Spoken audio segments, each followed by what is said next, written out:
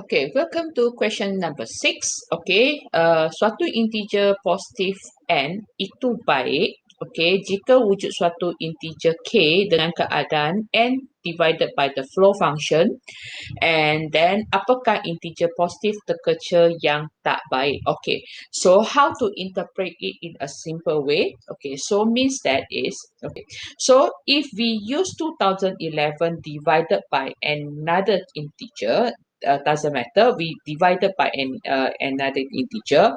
So okay, so if let's say I use 2011, okay, divided by 2011, so means that equals to 1. Okay, so this one is my k, this one is my n. So okay, 1 actually is considered as a good integer here. Okay, it's as a good. Okay, so let's say if I use 2011, okay, divided by 41, it is 49. So this is n equals to 49 also is a good integer here. Okay, so from the previous video, you can see that is, if I use 2011 divided by 42, so this one is 47, and then there will be one missing number is 48. Okay, so it does not exist here. Regardless whatever k you use, you will, after you divided, you can try from 1 until 2011. Okay, and you will never get n as a 48 at your right hand side. So this 48 went missing. So that's why it is considered as a bad guy over here. I hope you can understand my explanation. Okay, now over here, how we going to start figuring how to finding this 48. Okay, so what we can do is, okay, so just now you can see that is most of the difference are 1. Okay, the difference are 1. So what we can do, that is only the 49, okay, 47, this one is 2. So the only way that because the rest is like 46, 45, so the difference is always 1, because when you flow function, so the difference will go by 1 only. Okay, so only some exception case will become 2. Okay, so how we going to start? We use the 2011 divided by k minus, this is one of the term, and we minus the one above. Okay, okay, why is k plus 1, why not is k minus 1? Because if you the larger you divide, okay, the denominator larger, actually the n value is smaller. Okay, so this one less than 1.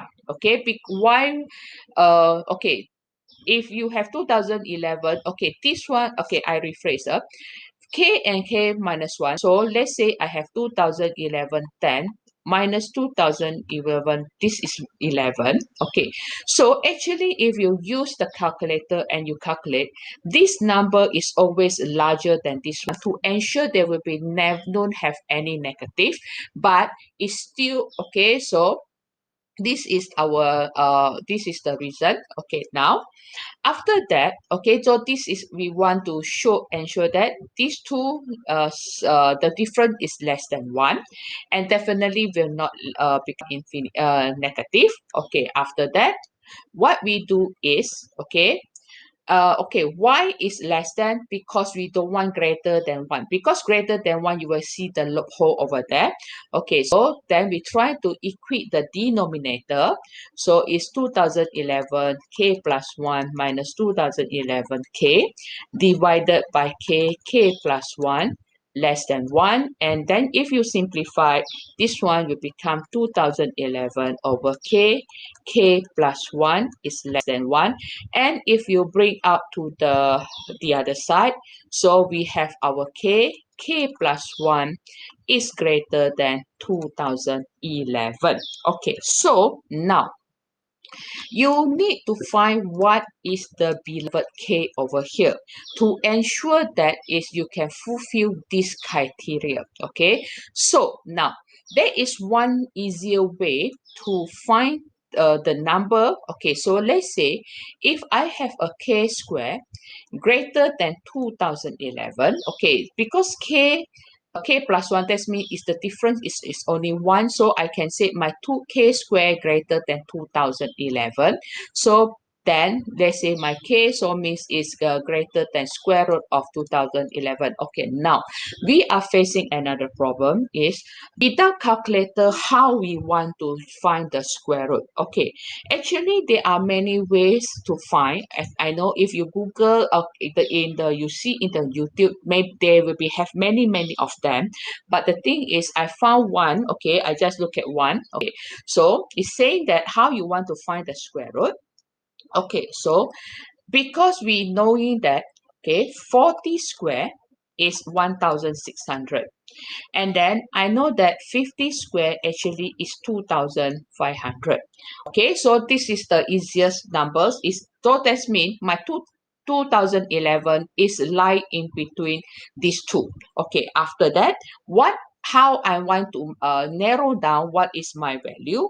So that particular website saying that you just use the 2011, okay, 2011 divided by 40. Actually this one is about 50.2, so I just take 50.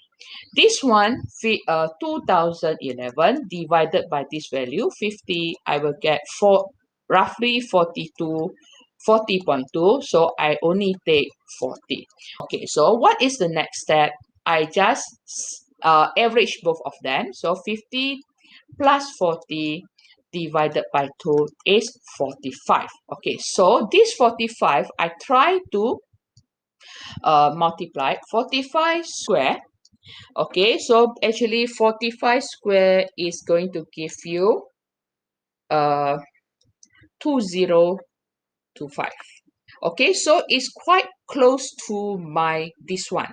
Okay, okay, so it's about is in that way. Okay, so I already can roughly guess my square root of 2011 is about like 45. Okay, so actually my idea is not finding the exact value for my k.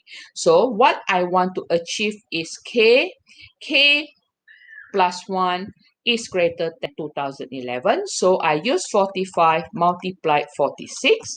So it's give me 2070. Okay, still less than 2011. So I try another one is 46 times 47. Actually is 2162.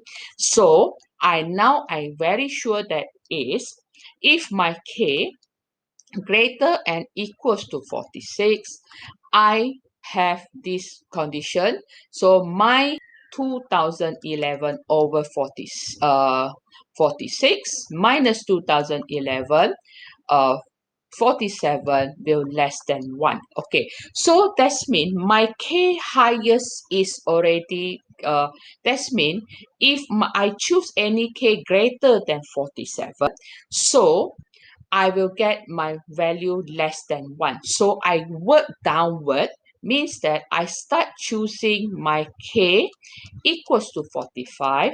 So I let my 2011 divided by 45.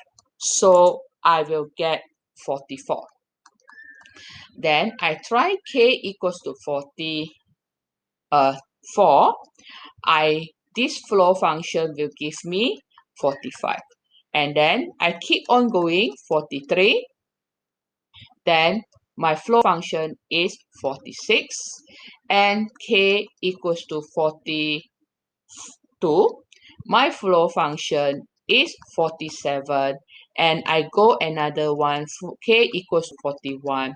My flow function 2011 divided by 41 is 49. So the first number go missing is 48. So the answer of here is 48.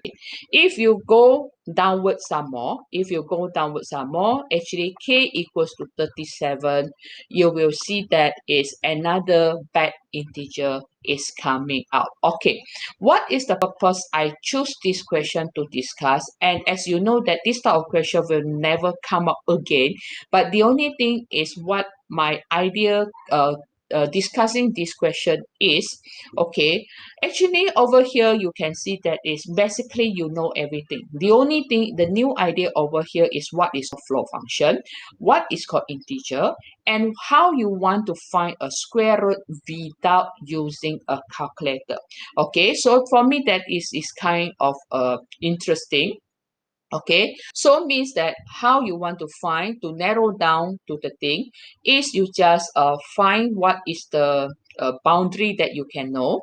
After that you divide with that number and then you average, and then actually you still can go straight use the 2011 divided by 45, and you can still can proceed. But for me that is because we are counting by manually, so it's not for me is spending too much time in going too specific is meaningless, especially I'm not looking for the square root of the 2011.